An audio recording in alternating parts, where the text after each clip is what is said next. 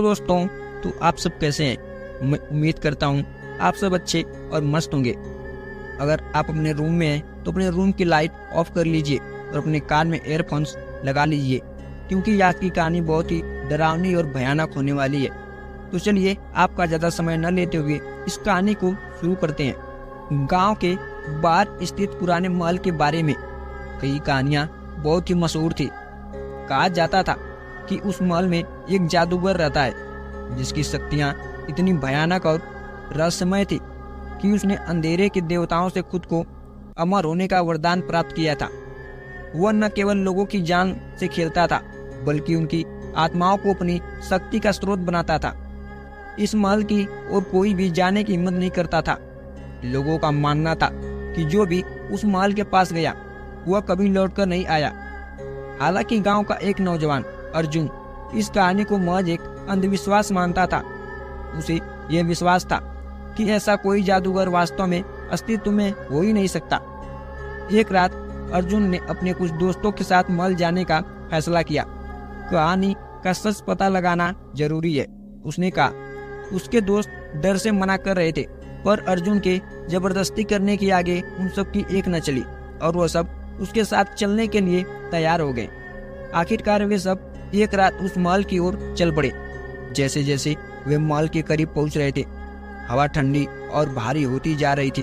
एक अजीब सी सन्नाटा उनके चारों ओर फैल रहा था और महल के पास पहुंचते ही एक काले कपड़ों में लिपटा आदमी दिखाई दिया।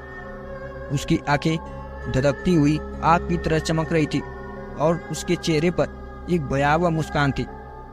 तुम्हें यहाँ नहीं आना चाहिए था, उसने धीरे से कहा।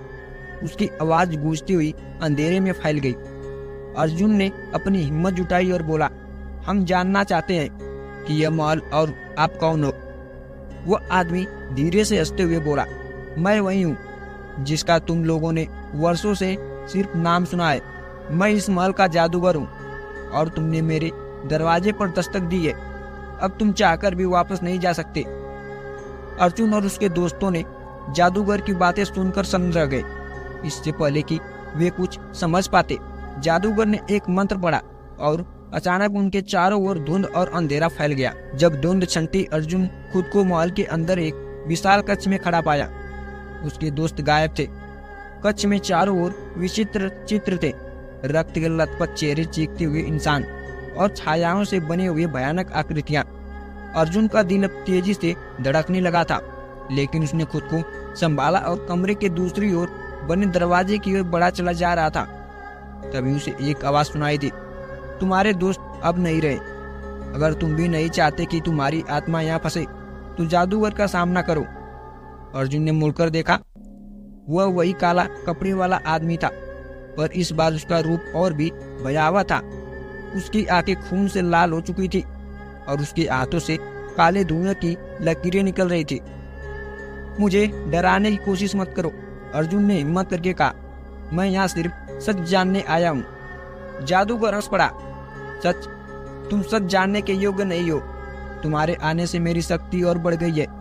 हर आत्मा जो यहाँ आती है मुझे और अधिक शक्तिशाली बनाती है। तुम्हारे दोस्तों की आत्माएं अब मेरी है। अर्जुन ने महसूस किया कि वह जादूगर की बातों में फंसता जा रहा है। उसे अब सिर्फ एक ही रास्ता दिख रहा था। वह मुकाबला करना चाहता था। उसने अपनी जेब से एक पुरानी तलवार निकाली, जिसे वह गांव के पुजारी से आशीर्वाद लेकर आया था। वह जानता था कि जादूगर को केवल सामान्य हथियार से हराना संभव है। जादूगर ने अपनी शक्तियों का प्रदर्शन शुरू किया। हवा में अजीब सी गूंज सुनाई देने लगी थी और जमीन हिलने लगी थी।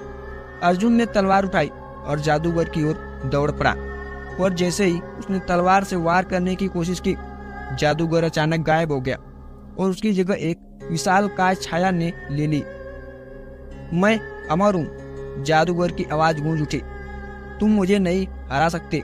अर्जुन को समझ आ गया कि उसे सीधा सामना नहीं करना चाहिए। उसने ध्यान से सोचा और देखा कि महल की दीवार पर कुछ प्राचीन शिलालेख खुदे हुए थे। उसने जल्दी से उन शिलालेखों को पढ़ने की कोशिश की। उसमें लिखा था, जादूगर को हराने के लिए उसकी आत्मा को उसकी दर्पण में बंद करना होगा। अर्जुन ने उन शिलालेखों को पढ़ते ही समझ लिया, उसे जादूगर को हराने के लिए क्या करना है। महल में कई जादूगर दर्पण होगा जिनमें जादूगर की आत्मा बंद की जा सकती है, लेकिन उस दर्पण को ढूंढना आसान नहीं था। जादूगर ने अब अर्जुन पर पूरी ताकत से हमला करना शुरू कर दिया था। चारों ओर से काले धुएं और आग की लपटों ने उसे घेर लिया। अर्जुन जैसे तैसे उन महलों से बचता रहा, लेकिन वह जानता था कि उसके पास समय कम है। अर्जुन ने अपनी तलवार से महल के दरवाजे को तोड़ना शुरू किया। हर कमरे में कुछ न कुछ अजीब घट रहा था। कुछ कमरों में हवा में तैरती आत्माएं थी, तो कुछ में मरे हुए लोगों की हड्डियों के ढेर। अचानक उसे एक कमरे में एक बड़ा सा दर्पण दिखाई दिया। दर्पण के चारों ओर काले रंग की लकीरें थी और उसमें अजीब सी रोशनी चमक रही थी। यही है, अर्जुन ने सोचा और जल्दी से दर्पण की ओर भागा, लेकिन जादूगर ने उसकी चालाकी भांप ली। उसने अर्जुन को रोकने के लिए सारे जादू का इस्तेमाल किया। तुम मेरी आत्मा के बारे में जान लिया है, जादूगर ने क्रोधित होकर कहा, परंतु इसे बंद करना आसान नहीं है। अर्जुन ने अब सारी शक्ति इकट्ठी करी और दर्पण के पास जाकर जोर से चिल्लाया, तुम्हारा अंत अब निश्चित है। उसने दर्पण की ओर तलवार से वार किया और अचानक जादूगर की चीख गूंज उठी। उसकी छाया तेजी से छोटे छोटे टुकड़ों में बदलने लगी और अंत में पूरी तरह से दर्पण के भीतर समा गई। जादूगर की आत्मा दर्पण में कैद हो गई। उसकी चीखें धीरे धीरे शांत हो गई और महल में फैला अंधेरा अचानक गायब होने लगा था। अर्जुन ने राहत की सांस ली। महल के बाहर सुबह की हल्की रोशनी फैलने लगी थी। अर्जुन थका हुआ था, लेकिन उसकी आंखों में विजय की चमक थी। वो बाहर निकला जहां उसके दोस्त बेसुध हालत में पड़े हुए थे। धीरे धीरे वे होश में आए और अर्जुन ने उन्हें सारी घटना बताई। महल अब भी शांत था और गांव के लोग फिर से सुरक्षित महसूस करने लगे थे।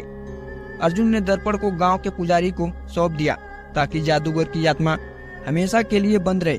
लेकिन उस महल के रहस्यों और जादूगर की कहानी का अंत शायद कभी नहीं होगा, क्योंकि कहा जाता है कि उस दर्पण में अब भी जादूगर की आत्मा अंधेरे में इंतजार कर रही है किसी नई आत्मा का, जो उसे फिर से आजाद कर सके। और इस तरह रहस्यमय जादूगर की कहानी खत्म हुई, परंतु उसका आतंक और रहस्य आज भी लोगों के दिलों में जिंदा है। तो दोस्तों, इसी के साथ यह कहानी में यहीं पर समाप्त होती है। यह छोटी सी जानकारी, यह छोटी सी हॉरर स्टोरी अगर आप सबको पसंद आई हो तो प्लीज़ वीडियो को लाइक, चैनल को सब्सक्राइब जरूर करें। तो चलिए मिलते हैं एक ऐसी कहानी के साथ, एक ऐसी ही हॉरर स्टोरीज के साथ नेक्स्ट वीडियो में। तब तक के लिए आप सभी का धन्यवाद।